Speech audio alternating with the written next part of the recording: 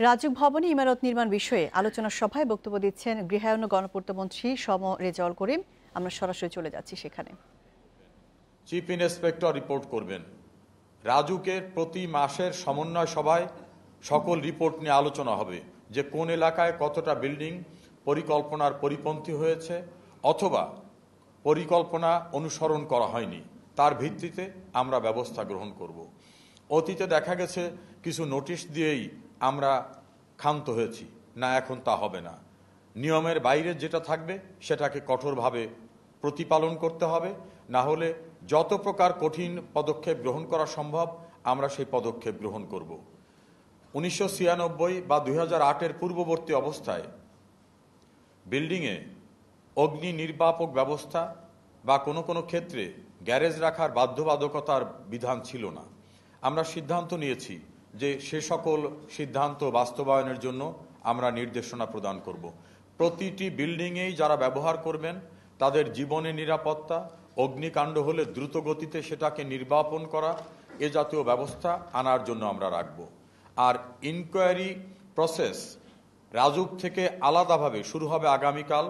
24টি team ঢাকার প্রাথমিক পর্যায়ে বহুতল ভবনগুলিকে চিহ্নিত করবে। এই কোন বহুতল ভবনের নির্মাণ নিয়ম মানা হয়নি অথবা যে সকল শর্তাদি প্রতিপালন করতে হবে সেগুলো প্রতিপালন করেনি, সেগুলোকে চিহ্নিত করার জন্য আমরা সর্বোচ্চ সময় রাখছি 15 দিন। আশা করি 15 দিনের পূর্বেই বহুতল ভবনের রিপোর্ট আমরা পেয়ে যাব। রিপোর্ট পাওয়ার পরে আমরা জনসম্মুখে প্রকাশ করব। কারণ গতকাল কিছু মিডিয়ার বন্ধুরা আমাকে বলছিলেন যে তদন্ত রিপোর্ট তো আলোর মুখ দেখে না। আমরা সিদ্ধান্ত নিয়েছি তদন্ত রিপোর্টকে আলোর মুখ দেখাবো। শুধুমাত্র রাজউকের দেয়ালে না, জাতীয় পত্রিকায় এবং ইলেকট্রনিক মিডিয়ায় আমরা বিজ্ঞাপন আকারে এটা প্রকাশ করব। কারণ দেশের মানুষের জানা দরকার যে অর্থলোভী মানুষরূপী নরপিশাচ কারা।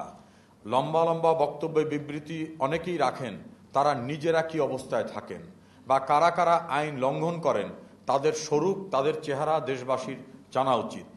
কারণ দুই প্রকারের বিচার হতে পারে, একটা হলো মানুষের কাছে তাদের স্বরূপ তুলে ধরা, আর একটা হচ্ছে আইনানুগ যে ব্যবস্থা, আমরা সে আইনানুগ ব্যবস্থা অবশ্যই গ্রহণ করব। আর রাজউকের অভ্যন্তরীণ ব্যবস্থাপনায় রেকর্ড, সকল রেকর্ড, প্রতিটি প্লটের রেকর্ড রাজউকের সংশ্লিষ্ট রেকর্ড রুমে থাকবে। যে রেকর্ড রুম কিছু রেকর্ড মিসিং পাওয়া যাচ্ছে না, সেই রেকর্ডগুলোকে আমরা বিকল্প রেকর্ড তৈরি করব এবং সেটা আমরা 1 মাসের ভিতরে ইনশাআল্লাহ আমরা নেক্সট টাইমে মিডিয়াকে জানাবো যে রাজউক সংশ্লিষ্ট কোনো প্লটের একটি রেকর্ডও মিসিং এই শব্দটা আসবে না। এবং আমরা 1 মে থেকে অটোমেশন পদ্ধতিতে অর্থাৎ ডিজিটাল পদ্ধতিতে যাচ্ছি। বাংলাদেশ ডিজিটাল রাষ্ট্র ব্যবস্থা কায়েম করছে। রাজউক এত বড় একটি সরকারি প্রতিষ্ঠান পিছিয়ে থাকতে পারে না। 1 মে থেকে রাজউকের সকল সেবা অনলাইন পদ্ধতিতে মানুষ পাবেন, যাতে কোনো ভোগান্তি না হয়। এই ভোগান্তির থেকে দূর করে জনবান্ধব প্রতিষ্ঠানে পরিণত করা এবং সেবামূলক কর্মকাণ্ডকে অতি সহজ করা, এটাকে লক্ষ্য নিয়ে আমরা কাজ করছি। আমাদের সকল কাজই তদারক করছেন মাননীয় প্রধানমন্ত্রী জননেত্রী শেখ হাসিনা। আমরা শুনছিলাম গৃহায়ন ও গণপূর্তমন্ত্রী সম রেজাউল করিমকে।